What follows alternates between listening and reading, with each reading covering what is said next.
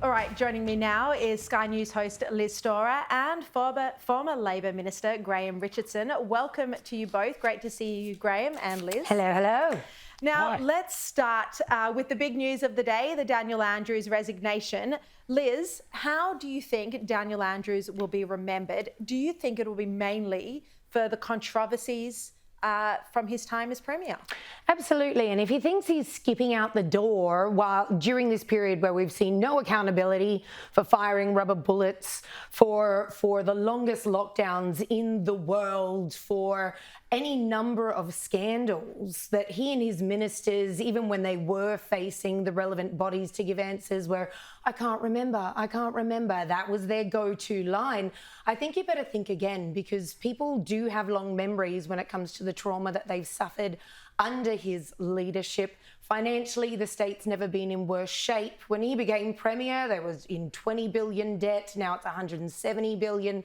People have suffered under his leadership, and he doesn't just get to waltz out the door.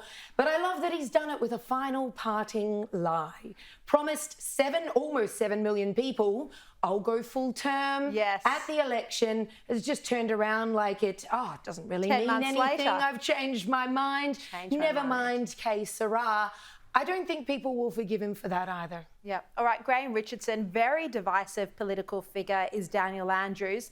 People kept voting him back in though, but do you think that says more about how weak the opposition was than, the anger over some of the decisions he'd made?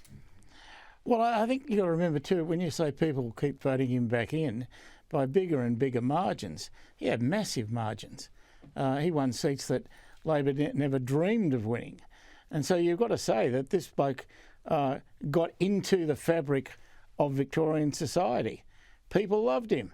And it doesn't matter what anyone says, people loved him. And that's why he kept winning elections and winning them by bigger and bigger margins. So he'll go down in the pantheon of Labor heroes, and so he should.